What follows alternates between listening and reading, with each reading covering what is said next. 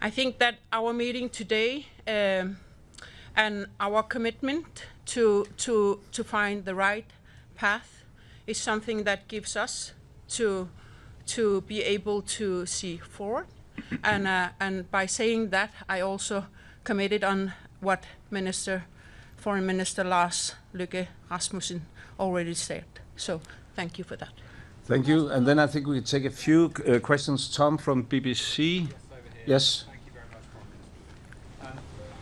Just first of all, you talked about the working group. Can you just give us a sense of what this means now? So what has actually been agreed you're going to do next, despite this, as you described it, fundamental disagreement? And you mentioned the dog slaves. In terms of what you've announced in terms of beefing up security in the Arctic around Greenland, when you hear that kind of language from President Trump about amounting to no more than 2 dog slaves, how does that make you feel? Well, that's actually quite a few questions at the same time. Well, I have known the president for quite a while, also in my former capacity as Prime Minister in Denmark, and I know his approach. But I must say, and even though he addressed things quite differently from what I would have done myself, there's also always a bit of truth in what he's saying, not about the dog slaves. Well, we also have dog slaves to our special forces. That's the way to, otherwise you couldn't come around in the northern part of Greenland. But I must say that, of course, we share to some extent his concerns. There is definitely a new security situation in the Arctic and the high north. All of us, transatlantic, took the peace dividend years ago, and we have the vision of keeping Arctic as a low-tension region. That's probably also why US themselves have decided to have a much softer footprint in Greenland. During the Cold War, at some stage, they had 17 different military installations and military bases. Now they only have 1. They had like 10,000 personnel in Greenland. Now they have around 200. That's not our decision. That's a US decision. And now the situation is entirely different. And of course, we have to respond to this. The big difference is whether that must lead to a situation where US acquire Greenland, and that is absolutely not necessary. I mean, we have the long-lasting diplomatic relation, the longest-lasting diplomatic relation with US that any US ally has, 225 years in a row. And we have a perfect framework which could be used. And therefore, to answer your question, even though we wasn't so successful that we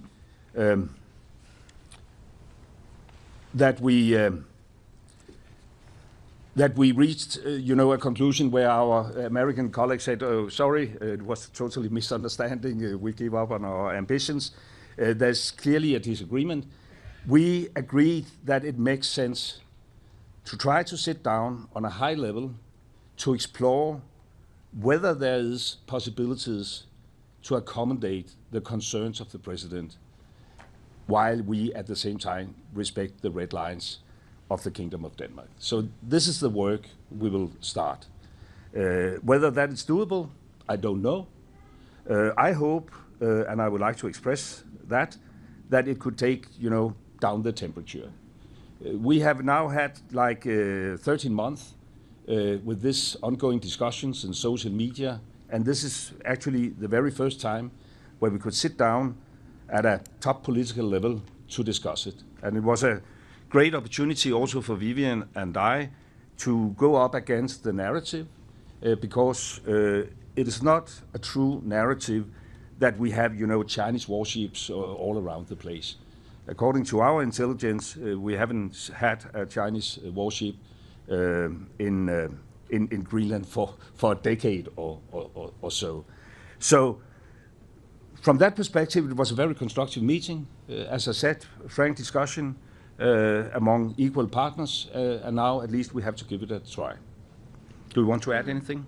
No, I think it's very important to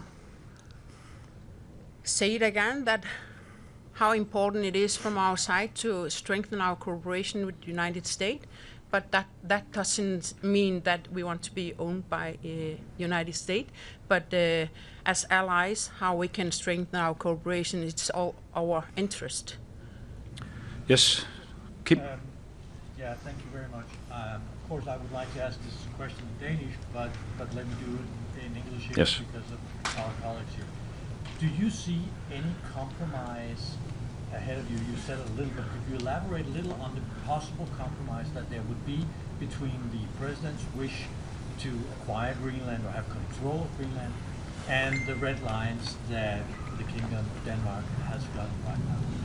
And if you also can tell us just a little bit about the approach that the Americans had to this meeting.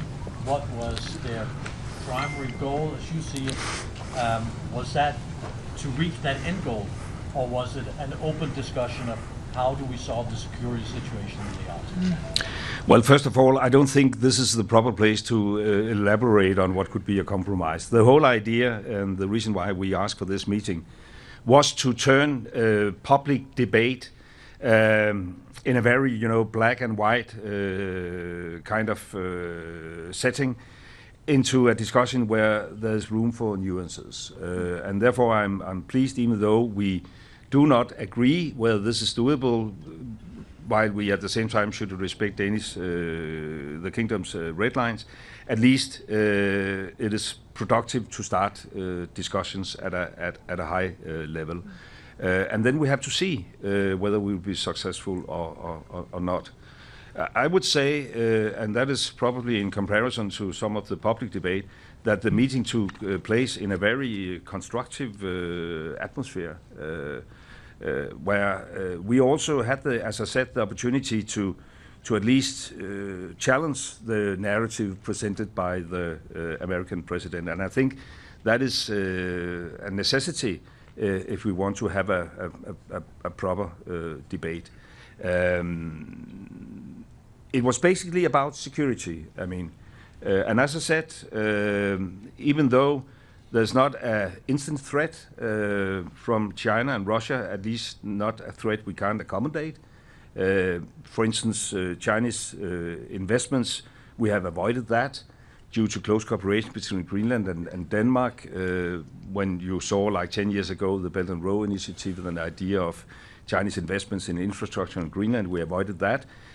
So there's no, Chinese presence in Greenland, but there's a concern. Will that be the case in like 10 or 20 years from now?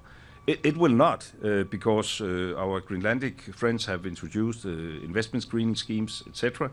And Denmark, is by all means on the right side of history.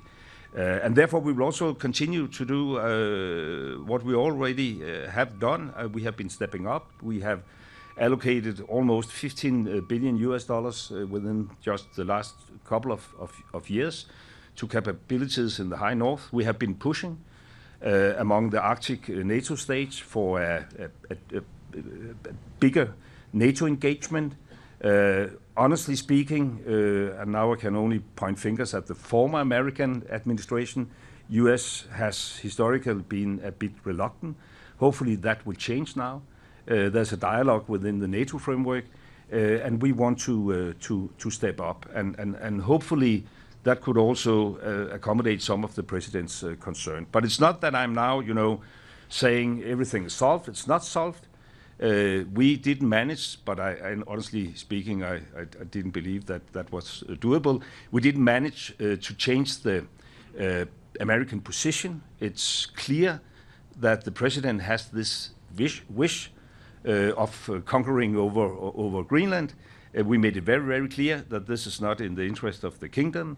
There's a government in Greenland with support from 3/4 of the Greenlandic population. The premier made it very, very clear yesterday that Greenland, for the time being and for foreseeable future, will remain within the Kingdom of Denmark. And therefore, this is a common position that we want to work with our American friends and allies, but it must be a respectful cooperation, and it must respect the red lines. Should we take a very final question and then, yeah, come on. There's a fight going on now about, okay, yes. I would also like to, of course, ask a question in Danish. We can do that afterwards. Yeah. Both of you. So you say you have had a constructive meeting. You said in Greenlandic, I could hear the translation, it was a good meeting. But how do you feel about going out of that room without the threat being off the table? So we still have the American administration that wants to have Greenland being part of the United States. And you say, Lars Rasmussen, that, well, we hope that we can find a way. But how do you actually feel? It can't be very sort of securing, isn't it? Vivian? I think that it's never been so important to initiate that we are allies, we are friends, we have been cooperated in many years, we have history together, so it's all our interest to find the right balance.